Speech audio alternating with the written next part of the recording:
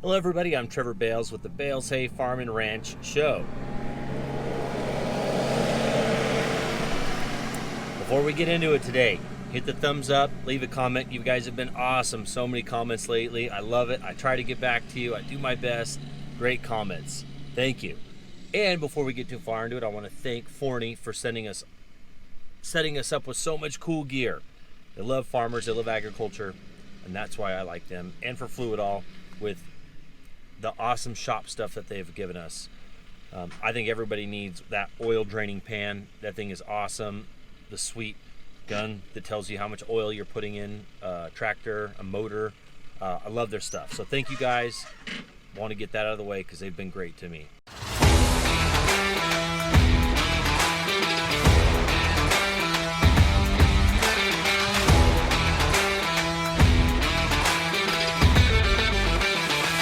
We're making hay. Now I'm standing in my father-in-law's triticale field. I've heard it called two different things: triticale. Triticale is a hybrid of ryegrass and wheat. They use it for their dairy. There they are. Father-in-law on the right, Junior on the left. They grow this specifically for their dairy.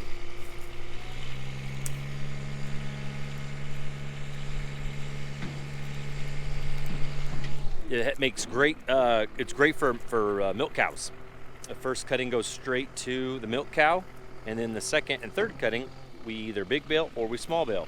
This stuff we'll only get 2 cuttings off of. So the first cutting went straight to the dairy. The second cutting he's big baling, and I'm going to buy it all because they don't want it. And with the shortage of hay this year, it's gonna sell pretty quickly, and it's going to come in handy. It's going to make a lot of people happy that it's available. Sure is. I think it's a combination of rye and beardless wheat, actually, because there's no tassels coming off. You guys remember, if you watched a year ago, we steamed some of this. We grew some for the dairy, and my neighbor steamed it up for us, and it looked nice too. Still has some color to it, which generally doesn't have a lot of color. That's to be expected. I love the tonnage.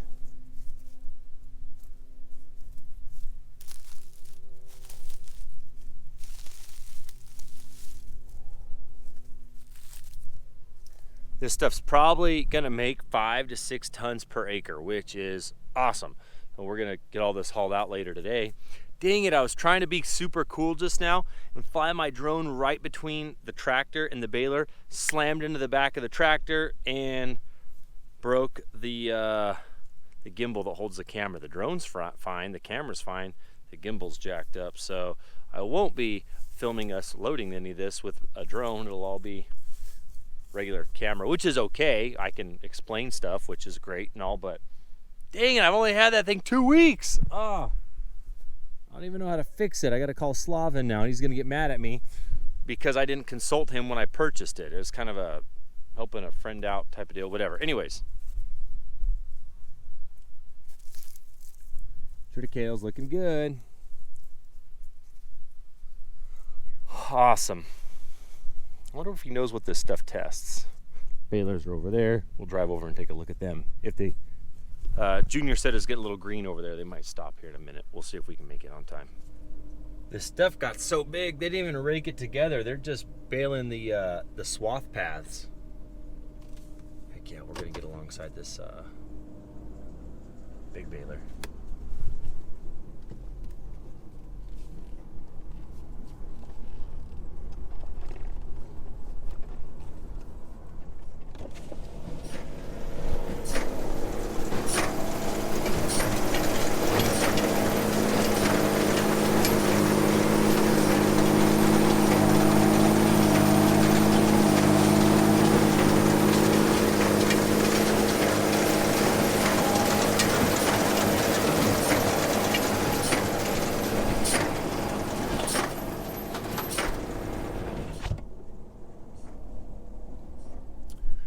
Junior's checking moisture. What's that? Say it again, sorry. 8 or 10. 8. That one's 8.8. What's good moisture for the Triticale? We shoot up to 17. 17. You can go that high. Okay.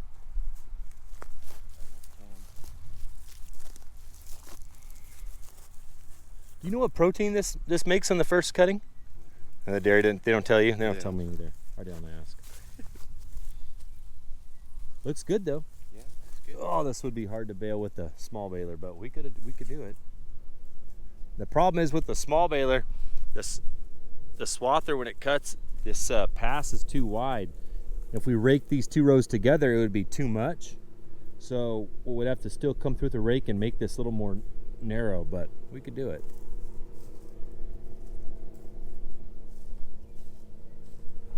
Junior's just telling me this JBC will go 50 miles an hour down the road. It's loud, but I guess it goes fast.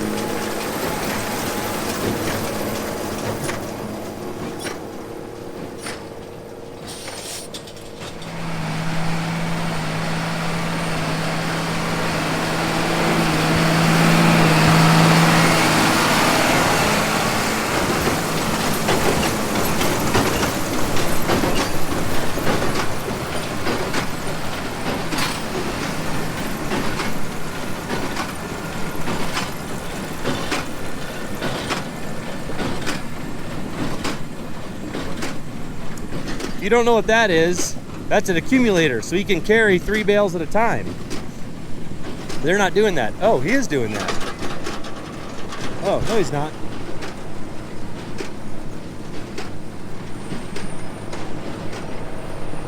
All right, I gotta go to Lowe's real quick and buy one of those wax rings that goes under the toilet. I got a leaky toilet. Then back to the farm. Kind of a cool deal. A buddy of mine called me up. He buys and sells a lot of hay and sends it to brokers, or he sends it all over the place, but he needed some help. They had like 40 loads of hay. He said, I need some help hauling hay. So the trucks are getting to work finally. Yes, that's good. They've been just parked a lot of the time.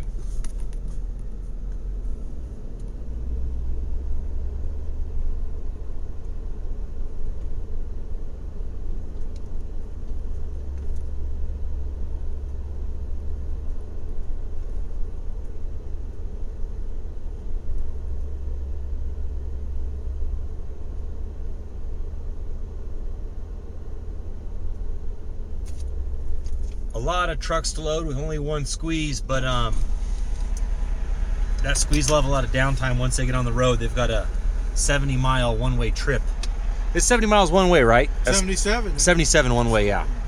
So that squeeze, it sucks. These guys got to wait for him to load, but he's going to be real slow here in a little bit, this squeeze guy, but oh well.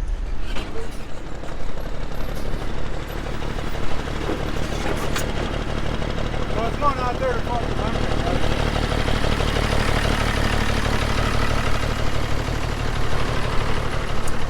So the squeeze we run is called a Sunny D. This is a hay hog. It's another brand. They're out of business, but there's still a lot of them around. See ya, trucks. Good luck. Please don't break down today.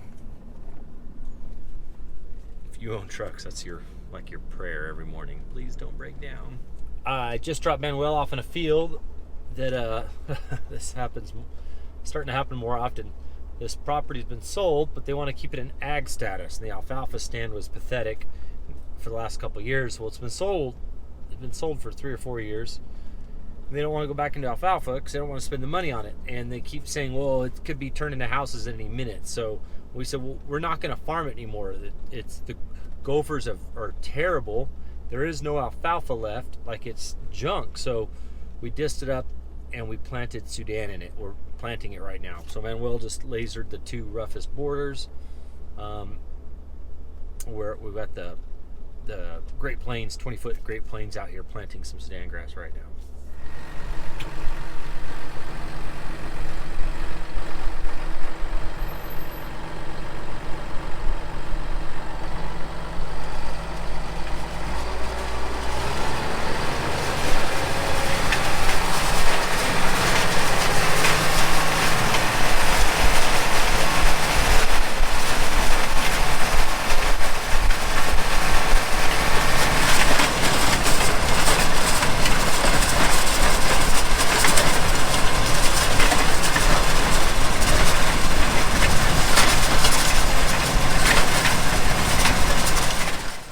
That's a good segue into explaining why we only have 20-foot planters down here.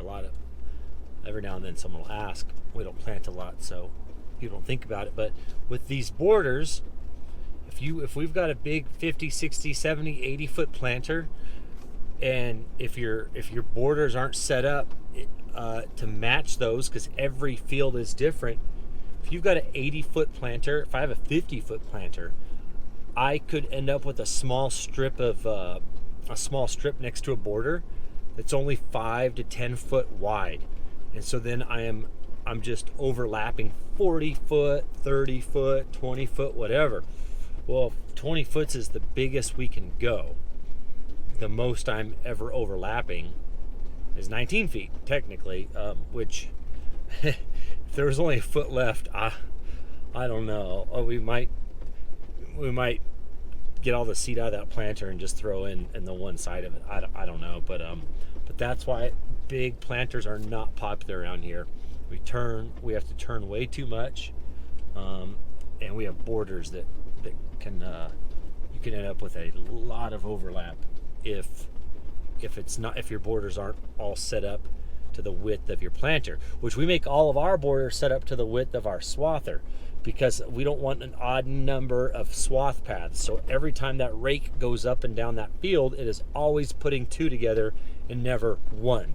So if I don't want to try to have to match up my rakes to my planters, because we only plant each field once every 4 to 5 years. So we go up and down that field with the rake 10 times a year. So to me, it's more important, to us, I should say, it's more important that the borders match what the rakes do and not the planter. Another thing I'm working on, I've got a house that Ron lives in. He's been running on electricity brought over by an extension cord from one of the other guys' houses, and they finally, the power company finally hooked up a meter. So now I got to run to the post office, because his house for some reason doesn't have an address. Even though a house used to be there a long time ago, it doesn't have an address. Too fast, too furious. You guys hear that? Oh yeah, power stroke. Anyways, hold on, because everybody always yells at me. If I'm not on the stupid camera, I always remember. But anyways, I gotta run to the post office, get Ron an address so he can order some direct TV. And what else am I working on? Oh, then I'm gonna jump at the squeeze and run and load those Triticale bales for over at my father-in-law's place. And gotta do some inventory stuff. Dang it! It doesn't stop. It just keeps going.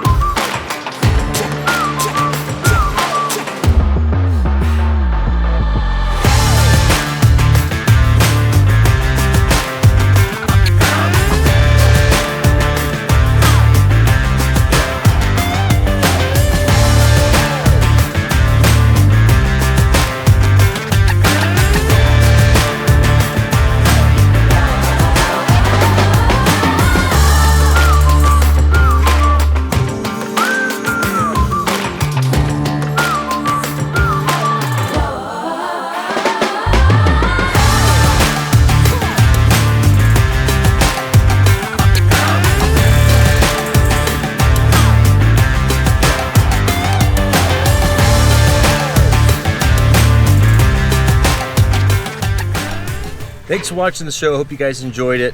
A lot going on. Summertime, making hay season.